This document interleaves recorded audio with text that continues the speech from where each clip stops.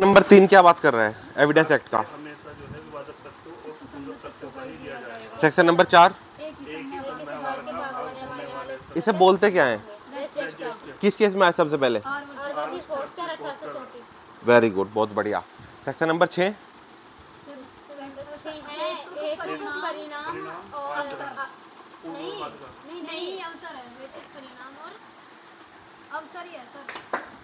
अवसर, याद रखो, कॉज ऑकेजन इफेक्ट।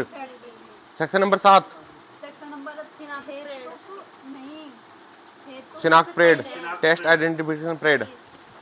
हाँ चल, ऐसा काम चलने का नहीं, बिल्कुल ही जुडिशरी है, तुक्के नहीं चलते यहाँ। सभी लोग याद करो, नहीं तो फिर कोई फायदा नहीं पढ़ने का। आगे बढ़ते हैं। सेक्शन नंबर 10 क्या कह रहा है? सेक्शन नंबर 10 चलिए, एलिबाई कौन सा सेक्शन बता रहा है? 9 में एलिबाई। केस बताओ कोई दो अच्छे अच्छे सुंदर सुंदर से केस। चलिए अब आगे बढ़ते हैं। सेक्शन नंबर 9 के बाद एलिबाई आ गया था, 9 के बाद आगे बढ़ते हैं सेक्शन नंबर 10। 10 क्या कह रहा है? 10 देखो सीधा बात करें डैमेज की, वो सारे तथ्य सुसंगत होंगे और the fact are relevant which क्या करते हैं? Which help to determine the amount of damages. मान लिया कोई नुकसान हुआ है मेरा, मेरी चेयर तोड़ दी आपने, मैं चला गया भाई जैसा आप मुझे चेयर के पैसे दिलाओ, मैंने बोला 5 लाख की चेयर है, वो सबूत लाएगा कि इतने की तो होती नहीं, इतने की चेयर है, मतलब उस डेफेमेशन के मामले में आ जाएगा। जनरली सिविल मामलों में आता है क्या कि अमाउंट को कैलकुलेट करने वाले सारे तथ्य किस मामले में, जब डैमेज की स्थिति हो तो क्या होंगे? सुसंगत होंगे। ठीक है। सेक्शन नंबर 11 क्या कह रहा है? Right and custom. Right and custom के साथ दो चीजें जुड़ी हुई है, एक तो है क्या? ट्रांजैक्शन, एक इंस्टेंस। मतलब क्या है? एक उदाहरण है। मतलब कोई राइट एंड कस्टम के बारे में अगर सवाल उठता है, कोई प्रथा या रूढ़ी के बारे में कोई सवाल उठता है, तो दो चीजें देखी जाएंगी। क्या वो सारी चीजें सुसंगत होगी? जहां कभी इस प्रथा को खंडन किया हो, इसको एक्सेप्ट किया हो, इसमें कुछ अमेंडमेंट किया हो, अगर ऐसा कोई रिकॉर्ड मिलता है सुसंगत होगा, या कोई एग्जाम्पल इसका पुराना रहा हो, सब सुसंगत हो गए। क्या ध्यान रखना है? राइट एंड कस्टम कहाँ दिया गया है? सेक्शन नंबर 11 में। एक केस फ्री में जो आता है इसका, राजा रानी वर्सेस आनंदीबाई, प्री में ये पूछा जाता है और कुछ नहीं पूछता। कहाँ? पहले सेक्शन 13 में था, ये सेक्शन 12 में था। ठीक है। सेक्शन 14 पुराने वाले का, नए वाले का। सेक्शन 12 क्या बात कर रहे हैं? फैक्ट की हमने बात की थी। फैक्ट की डेफिनेशन कहाँ है? धारा 2 के 2F में फैक्ट की डेफिनेशन है। फैक्ट क्या होते हैं? दो तरह के फैक्ट बताए थे आपको। क्या क्या? मानसिक तथ्य और भौतिक तथ्य, मतलब साइकोलॉजिकल फैक्ट और मेंटल फैक्ट। ये मेंटल फैक्ट की बात कर रहा है। Mental fact. साइकोलॉजिकल फैक्ट क्या हो गए? सॉरी, फिजिकल फैक्ट कौन से हो गए? भौतिक तथ्य जो आप देख रहे हो, इंद्रियों द्वारा देख के, महसूस करके, सुन के सारी चीजें, वो सब क्या है? तथ्य हैं, भौतिक तथ्य, physical fact. Mental fact, psychological fact कौन से हो गए? जो मन के अंदर चल रहे हैं, उन्हीं तथ्यों की बात कर रहे हैं। मैं सुसंगत किस धारा में है? धारा 14 में थे पहले। क्या बात कर रहा है? देखो, mental fact, state of mind, mind की स्थिति क्या है, मतलब आपकी इंटेंशन, मेंसरिया, गुडविल, वो सारी चीजें, intention, knowledge, reason to believe, सारी चीजें क्या होंगी? सुसंगत होंगी। प्लस इसमें क्या देखा? State of mind and bodily feeling. आपको गुस्सा आ रहा था कल यार, सबने देखा था गुस्सा आ रहा था। गुस्सा साबित थोड़े कैसे हो रहा है? बताओगे ना गुस्सा आ रहा था, तो वो क्या है? सुसंगत है। अब इसी धारा को आगे, बॉडीली फीलिंग, ये सब सुसंगत है। हमने कहा जी सुसंगत है। अब ये दूसरी बात क्या कह रहा है? ये कह रहा है कि सुसंगत तो है, लेकिन अगर कहीं बात आती है कि कोई कार्य हुआ है, वो एक्सीडेंट था या फिर जानबूझ के किया गया था। नॉर्मल याद करो, BNS आपने पढ़ा था और पहले पढ़ा था IPC। वहां पे एक सेक्शन है एक्सेप्शन में, जो ये कह रहा है कि एक्सीडेंट में आपको छूट मिल जाएगी, कोई लायबिलिटी नहीं होगी। सेक्शन 18 सही से लगा लो, पक्का। सेक्शन 18 एक्सीडेंट की बात कर रहा है कि nothing is an offence which is done by the accident. Accident का मतलब क्या है? जो बिना इल विल के, बिना मेंसरिया के हुआ है, proper due care and question से हुआ है, वही वाला। एक एग्जांपल दिया था इसका हमने, इलस्ट्रेशन भी है, एग्जाम में बार बार पूछी जाती है। कौन सा एग्जांपल है? याद करो भाई। वो कुल्हाड़ी से पेड़ काट रहा था ऊपर से, उसका फल टूट के गिर गया था। फल मतलब पेड़ का फल नहीं, कुल्हाड़ी का आगे का, क्या बोलते हैं उसे? बिंटा। वो टूटा, एक के सर में लग गया। उसमें दो कंडीशन बताई थी, एक व्यक्ति खड़ा था या आया था, उसके सर में लग गया, एक्सीडेंट था, या नेग्लिजेंस फुल्ली डेथ थी। अगर वो खड़ा था तो पेड़ काट रहा है वो लकड़ी, अगर वहां पे उसने बोला with due care and question, सम्यक सतर्कता व सावधानी से काट रहा है तो एक्सीडेंट है, सीधी सी बात है। सावधानी थी ना, एक्सीडेंट है। दूसरी बात, अगर बच्चे वहां खेल रहे तो सावधानी तो होगी नहीं भाई। जब बच्चे खेल रहे थे उसकी ड्यूटी क्या थी, भाई हट जाओ यहाँ से। अब उसने नहीं हटाया तो सावधानी नहीं है, क्या है, नेग्लिजेंस, फुल्ली डेथ है, मर्डर है। ठीक है, ये याद रखना। अब वो चीज साबित कैसे करेंगे, उसे साबित करने वाले तथ्य कि कोई कार्य एक्सीडेंट था या इंटेंशनली किया है, सेक्शन 13 रिलेवेंट बता रही, नए वाले की पहली 15 थी, याद रहेगा। सेक्शन 10 डैमेज कैलकुलेट करने वाले तथ्य सुसंगत होंगे।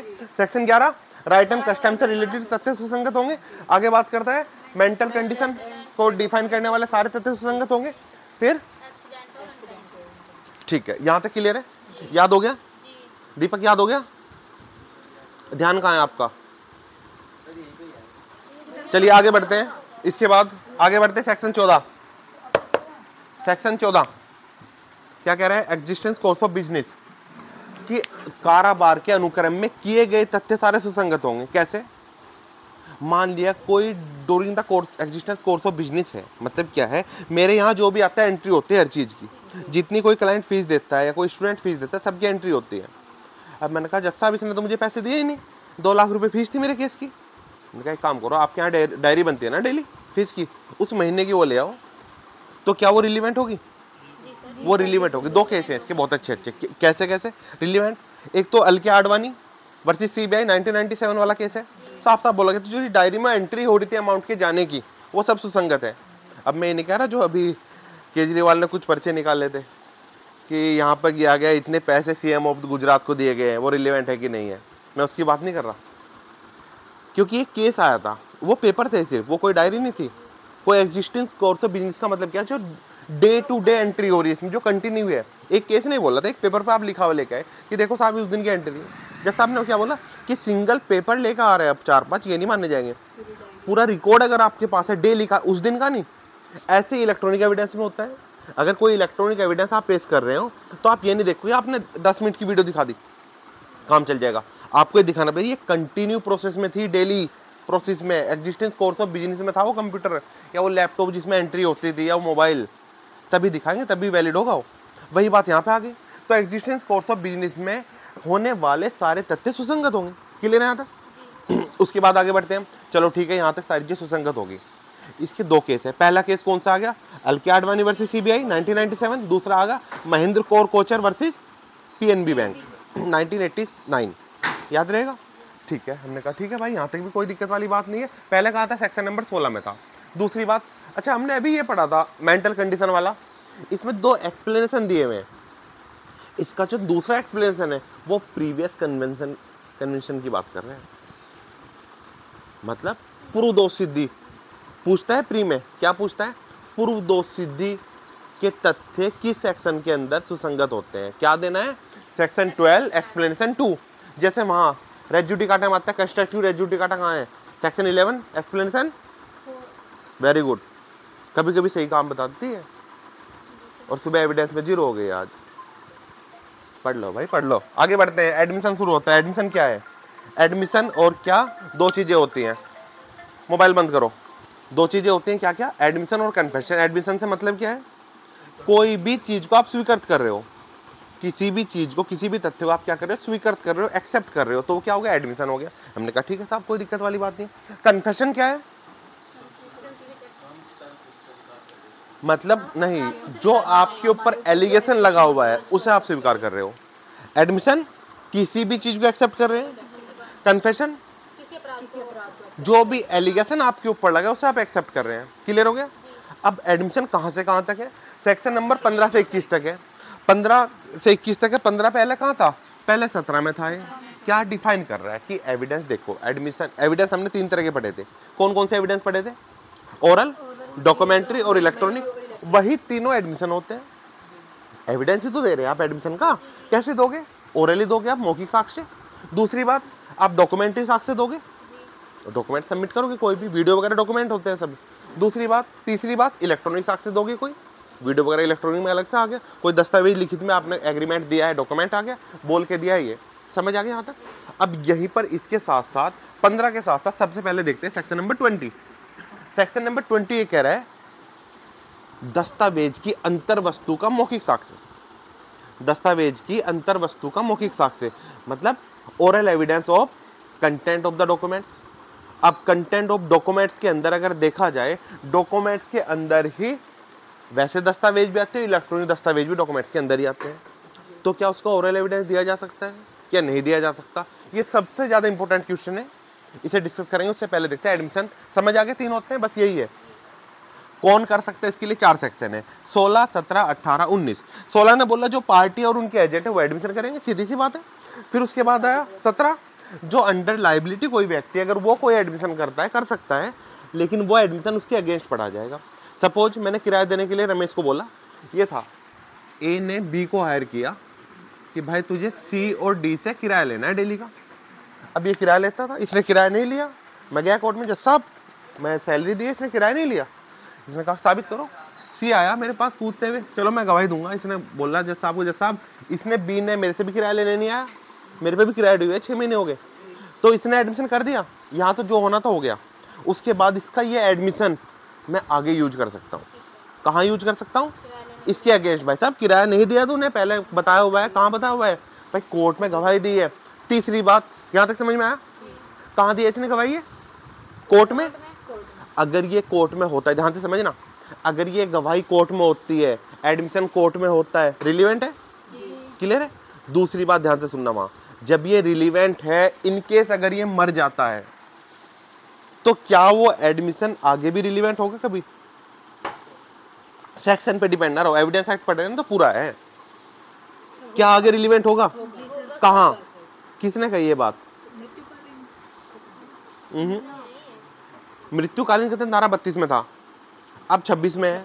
इसके बाद एक सेक्शन था 33, जो कि अब कहाँ है? 27 में। अगर इसके साथ आप 27 देखें, वहां क्या कह रहे हैं? Previous statement in any judicial proceeding is relevant. क्यों? क्योंकि वहां पे एक कंडीशन लगी हुई है, लेकिन या तो उसका क्रॉस एग्जामिनेशन हो चुका हो या फिर क्रॉस एग्जामिनेशन करने की अपॉर्चुनिटी दे दी गई हो, भले अगले ने कराना किया, तो वो रिलीवेंट माना जाएगा। ऐसे ही बताया, बस आ गया। मैं कहा चलो बता देते हैं, क्या आपका दिमाग खुले, आप इंटेलिजेंट हो, घर जाके पढ़ के देखो वो धारा है, धारा 27 पढ़ के देख लें एक बार, मजा आएगा। चलिए अब बढ़ते हैं, कौन कौन आ गया? अंडर लाइबिलिटी, उसके अगेंस्ट पढ़ा जाएगा 20, जो कि पहले 20 था, अब कहाँ है? 18 में है। ये क्या कह रहे हैं कि मैंने बोला कि भाई साहब एक बैच शुरू कर रहे हैं एपीओ का, इधर से एक लड़की आई, फीस कितनी है सर? मेंस भी कराओगे? हाँ मेंस भी कराएंगे, फीस कितनी है? तो सीमा से पूछ लो। अब सीमा ने बता दिए 150 रुपये महीने के, या पूरे कोर्स के 150 बता दिए, तो वह एडमिशन मेरा मानना जाएगा, ना कि इनका। समझ आया? मैंने इनको ऑथोराइज किया है, मतलब एक इलस्ट्रेशन दी गई, एक ही इलस्ट्रेशन है वहाँ पे, वो एग्जाम में पूछी गई कई बार। क्या इलस्ट्रेशन है? रमेश घोड़ा खरीदता है सुरेश का, उसने बोला घोड़ा कैसा है? भाई सुरेश से पूछ ले जाके, जो वो कहेगा वही सही है। तो क्या है? रेफरी स्टेटमेंट, वर्ड क्या आता है वहाँ पे यूज? रेफरी स्टेटमेंट रिलेवेंट है कि नहीं है? क्लियर है? किस सेक्शन में? मोस्ट इंपोर्टेंट है, एग्जाम में 100% मिलेगी। फिर आते हैं 19 पे। जनरली एडमिशन क्या होता है? जनरल रूल क्या है? सामान्य नियम यह है, जितने भी एडमिशन किए जाएंगे उसे करने वाले व्यक्ति के अगेंस्ट पढ़े जाते हैं, ठीक है? लेकिन यहाँ पे कुछ एक्सेप्शन है कि जहां उसके फेवर में पढ़े जाते हैं। 3 एक्सेप्शन है। कौन कौन सी धाराओं के लिंक दिए हैं वहां पे बताओ? 26 डाइंग डिक्लेरेशन, दूसरा एलिबाई, धारा 9, तीसरा सेक्शन 12 मन की स्थिति वाले तथ्य। 3 एक्सेप्शन दे रखे हैं वहां पे कि यहाँ पर उसके फेवर में पढ़े जाते हैं। यहां तक समझ में आया कि नहीं आया? कोई आपत्ति विपत्ति, दूसरा संकट किसी को? अगर ये समझ में आ गया, फिर हम वापस आते हैं धारा 20 पर। धारा 20 जो हमने पढ़ा था अभी, धारा 20 ने क्या बोला है? Content of the documents. अब बात आती है, अगर सेक्शन 58 का सब क्लॉज 5 सीधा बोल रहा है सेकेंडरी एविडेंस की बात कर रहे हैं। किसकी बात कर रहे हैं? Secondary evidence. सेकेंडरी एविडेंस से मतलब क्या है? कि जहां प्राइमरी एविडेंस नहीं दिया जा सकता, सेकेंडरी एविडेंस कब दिया जाएगा? जब प्राइमरी नहीं है। इसके लिए कंडीशन दे रखी धारा 60 में कि ये 5-6 कंडीशन है। अगर ये 6 कंडीशन होती हैं इनमें से कोई भी, तो आप सेकेंडरी एविडेंस दे सकते हैं। और सेकेंडरी एविडेंस क्या क्या होते हैं? यहाँ के सब क्लॉज 5 ने बोल रहा है क्या? Oral evidence of content of the documents. कब? जब 60 की धारा की कंडीशन फुलफिल करेगा। तो मतलब क्या है? ओरल एविडेंस है। तो ये किसकी बात कर रहा है? सेकेंडरी एविडेंस की बात कर रहा है ना। कब दिया जाएगा? कब दिया जाएगा? जब धारा 60 की कंडीशन फुलफिल करेगा। समझ आ गया? बस तभी दिया जाएगा। दूसरी बात दे रखी, जिसने उसको देखा है, बोला है, सुना है, समझा है, वो गवाही दे सकता है। कब? जब धारा 60 की। पहले कहाँ था? धारा 65 था। जब 65 की कंडीशन फुलफिल करेगा तभी एविडेंस दे सके सेकेंडरी। तो मतलब ये एविडेंस नहीं माना जाएगा। कब तक? जब तक इसमें लिखा ये मिलेगा बैरक में आपको, इस अधिनियम के तथ्यों को क्या नहीं करता, वो सेटिस्फाई नहीं करता, तब तक आप सेकेंडरी एविडेंस नहीं दे सकते। इसने यहाँ यूज नहीं किया सेकेंडरी एविडेंस। ये कह रहा है कंटेंट ऑफ डॉक्यूमेंट सिर्फ तभी यूज करेंगे जब वो द्वितीय साक्ष्य देने के लिए कैपेबल हो। समझ आया? एडमिशन क्लियर हो गया? पक्का? कन्फेशन देखे? इसमें कुछ लिखवाना तो है नहीं, बाकी लिखवाएंगे। स्वानी क्लियर हो रही है चीजें?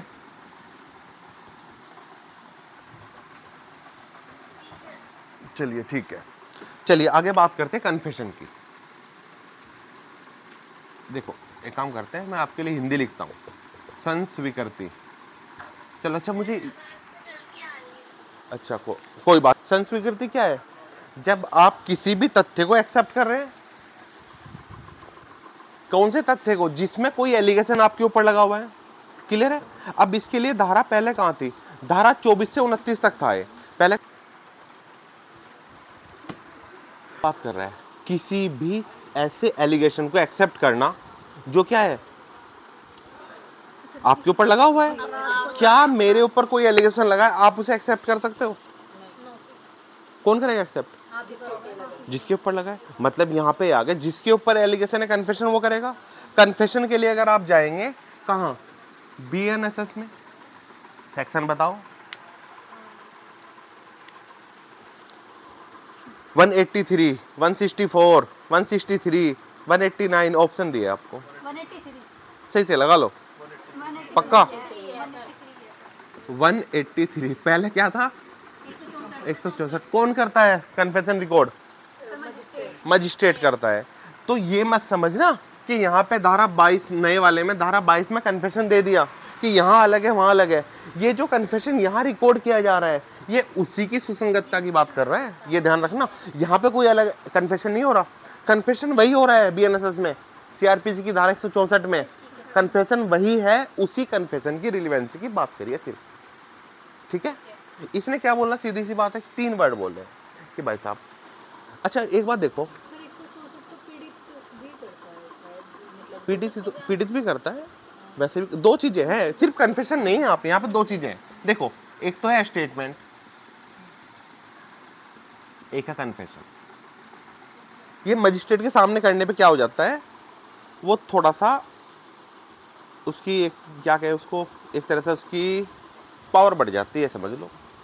ठीक है? अब ये वाला जो कन्फेशन यहाँ रिकॉर्ड किया गया था उसी कन्फेशन की वैलिडिटी की बात कर रहा है। कन्फेशन कैसे होगा? जुडिशियल मजिस्ट्रेट करेगा। ऑप्शन में आता है अभी राजस्थान, कौन से में आता? उत्तराखंड में आता। क्या लगा था निशान? सर मजिस्ट्रेट, न्यायिक मजिस्ट्रेट, मेट्रोपॉलिटन दोनों करते हैं, वो अलग बात है। नए वाले एक्ट में मेट्रोपॉलिटन हटा दिया, लेकिन है तो मजिस्ट्रेट ही। दोनों करेंगे। क्या करेंगे? कन्फेशन रिकॉर्ड करेंगे। लेकिन वहां पे कंडीशन 3 दे रखी है। पहली कंडीशन क्या है?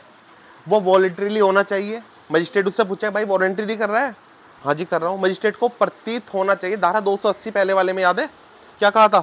उसकी भाव भंगी में चेक करेगा मजिस्ट्रेट कि हाँ डरावा तो नहीं है, ये अपनी मर्जी से कर रहा है कि नहीं कर रहा है। अगर वो अपनी मर्जी से कर रहा है, साबित हो रहा है कि ये कर रहा है, और उसे बॉन्ड करेगा मजिस्ट्रेट। क्या करेगा? बॉन्ड करेगा कि भाई साहब कन्फेशन कर रहे हो आप, इस गुनाह कबूल कर रहे हो, आपको सजा मिल सकती है, आपके अगेंस्ट पढ़ा जाएगा, आपके खिलाफ यूज किया जाएगा।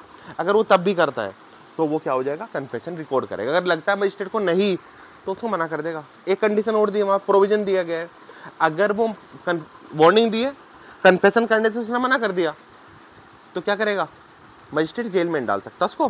भाई नहीं करता मत कर जा, और क्या। क्लियर? अब उस कन्फेशन की बात कर रहे हैं। यहाँ पे इसने बोला है कि कन्फेशन कभी भी दबाव में नहीं होना चाहिए। 3 वर्ड दिए हैं, induce, threat and promise. Induce, threat और प्रॉमिस के चलते कोई कन्फेशन रिकॉर्ड नहीं किया जाएगा, माना नहीं जाएगा। मान लिया मैंने एक कान में बंदूक लगाई, बेटा मान, पुलिस कुटाई करती है, चोरी करी, हाँ जी करिए। ऐसे हर जगह पुलिस होती है ना। एक वो पढ़ी हो गया आपने, जोक आता था पहले कि एक भालू छोड़ा, चीता छोड़ा गया जंगल में, पकड़ के लाओ। जापान की पुलिस 1 दिन में पकड़ लाई, अमेरिका की 2 दिन में। भारत वाले ने क्या करा? क्या किया था? एक भालू पकड़ा, शाम तक नहीं आए, देखा कहाँ, एक भालू पकड़ कर लट बजा रखा, बता तू शेर है कि नहीं है। तो पुलिस यही करती है हमारी, इसलिए इस कन्फेशन में हमने दो क्लोज अलग से जोड़े गए, क्या कि पुलिस को क्या कन्फेशन नहीं होता क्योंकि दबाव में करते हैं। तो इसने यही बोला ये जो थ्रेट है ना, थ्रेट, धमका करके, डरा करके, धमकी देकर कन्फेशन करे तो रिलेवेंट नहीं होगा, हम मानेंगे नहीं उसको, भले किसी को किया उसने। प्लस प्रोमिस कर दिया आपने, भाई तू ये कन्फेशन कर ले, मैं तेरे घर वालों को खाना खिला दूंगा सारी उम्र, मैं ये कर दूंगा, कन्फेशन नहीं माना जाएगा। ठीक है, इंड्यूसमेंट करके किसी को कन्फेशन करा नहीं माना जाएगा। पहले क्लोज ने बात बोल दी, क्लियर। दूसरे क्लोज ने बोल दी अगर ये हट जाते हैं, हटा देने पर क्या होगा, रिलेवेंट होगा या नॉट रिलेवेंट, समझ आ गया। पहले कहां था ये याद करो, पहले भाई ये था 24 में, ये था 28 में, ठीक है। इसके बाद यहां पे एक प्रोविजन दिया गया है। प्रोविजन क्या कह रहा है, क्या कह रहा है, डायरेक्ट है आप लोगों के पास। प्रोविजन ये कह रहा है अगर कोई कन्फेशन कैसे किया गया है, वचन में किया गया है, दारू पी के किया गया है, ठीक है, इन चीजों में मतलब, और ये जो कन्फेशन था यहाँ मजिस्ट्रेट ने वार्निंग नहीं दी है, पहले वार्निंग देना भूल गया, तो क्या कन्फेशन माना नहीं जाएगा। ये कह रहा है कन्फेशन माना जाएगा। एक वर्ड याद रखना इसके लिए सिर्फ, क्या, एक्स्ट्रा जुडिशियल कन्फेशन।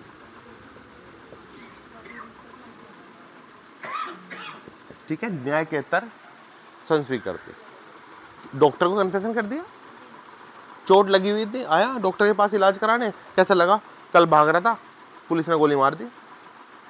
कहां से भाग रहा था, रमेश का मर्डर कर दिया था मैंने, ठिकाना लगा दे रमेश को। तो वो क्या होगा, एक्स्ट्रा जुडिशियल कन्फेशन। पहले कहां था, ये एग्जाम में मेंस का क्वेश्चन आता है एक्स्ट्रा जुडिशियल कन्फेशन, पहले कहा था 29 में। अब ये बताओ यहां तक समझ में आया कि नहीं आया, क्लियर है। इसका ग्रुप में फोटो भेज दो बाकी लोग। हाँ जी, देखो खोलो, ग्रुप में फोटो भेज दो इसका भी। क्या कह रहा है ये, सिर्फ क्या समझे आप, इंड्यूस, थ्रेट और प्रॉमिस में अगर कन्फेशन किया जाता है कन्फेशन रिलेवेंट नहीं होगा, और अगर इन तीनों चीजों को हटा दिया जाता है तो क्या हो जाएगा, कन्फेशन रिलेवेंट हो जाएगा। सब क्लोज 2 में प्रोविजन कह रहा है एक्स्ट्रा जुडिशियल कन्फेशन रिलेवेंट नहीं होता, क्लियर है। आगे बढ़े, अगर आपके पास अपना बैरक नहीं है और क्लास करते टाइम आप बैरक नहीं पढ़ रहे हैं, कोई फायदा नहीं है, कहानी तो आप घर बैठ के सुन सकते हो। ठीक है दीपक जी, आगे बढ़ते हैं। धारा 23, कन्फेशन कोई बढ़ा रहा है आगे।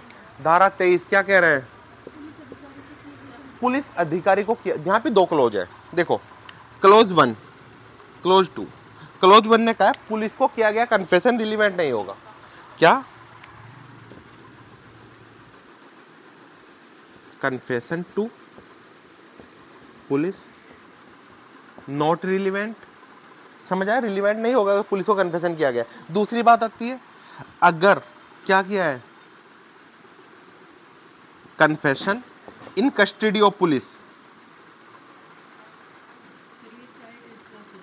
कोई बात नहीं, police in presence of magistrate, relevant होगा। समझ आया कि नहीं आया, क्लियर है। कहां दिया था पहले,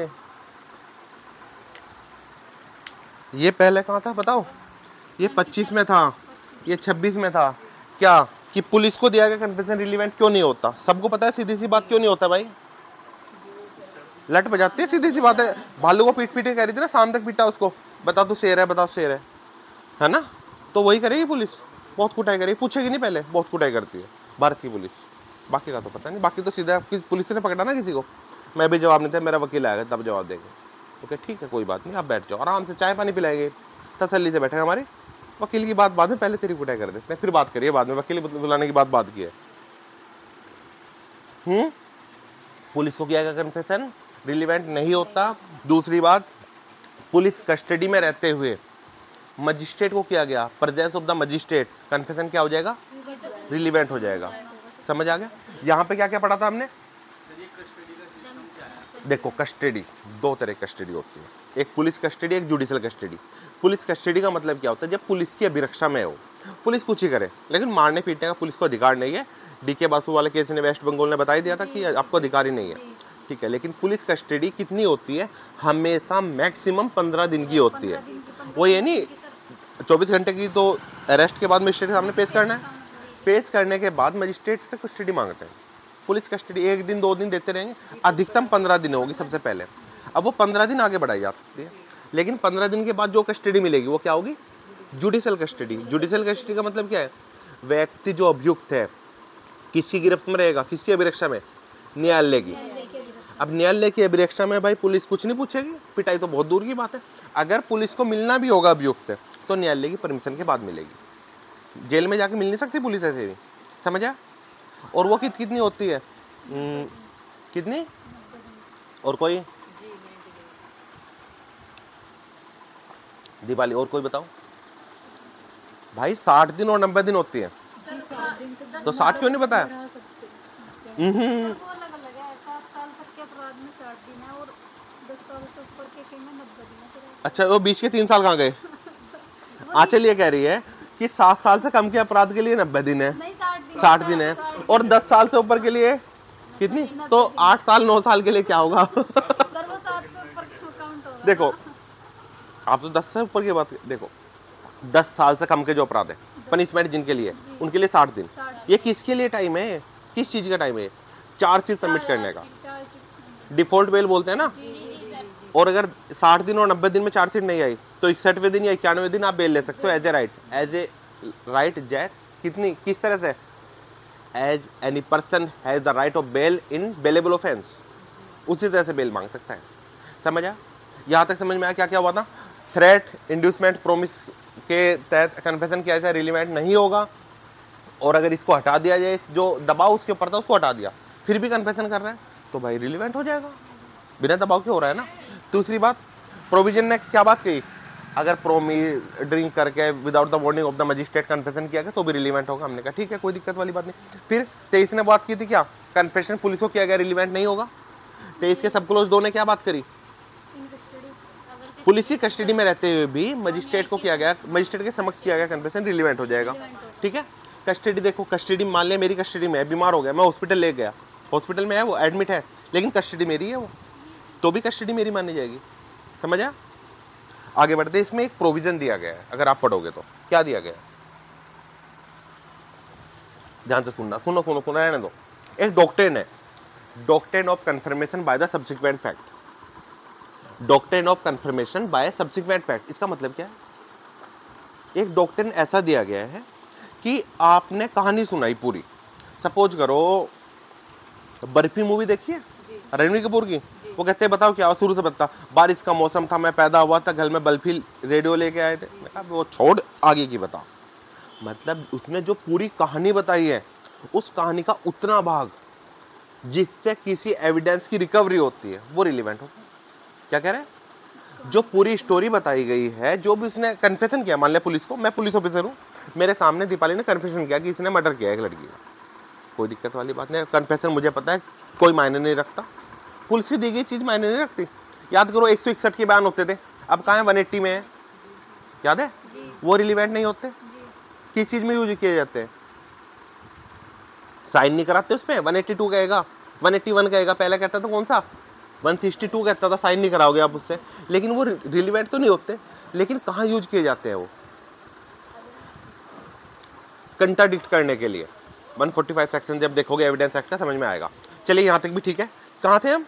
तो जो उसने कन्फेशन किया, कन्फेशन रिलीवेंट नहीं है, लेकिन उसका कोई इतना पार्ट जिससे हमें कोई एविडेंस की रिकवरी होती है वो रिलीवेंट माना जाएगा। मैं पुलिस ऑफिसर तो आपने कन्फेशन किया कि गोपाल का मर्डर आपने किया, ठीक है, गोपाल का मर्डर आपने किया है, हमने कहा ठीक है, कोई दिक्कत वाली बात नहीं है।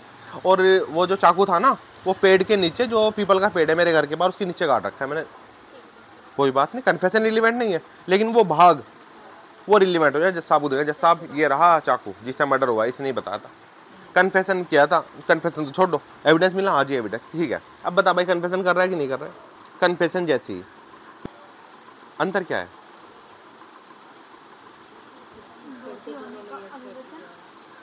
हाँ, दो चीजें होती है ना, रहमान रहने दो, बस इतना बहुत है।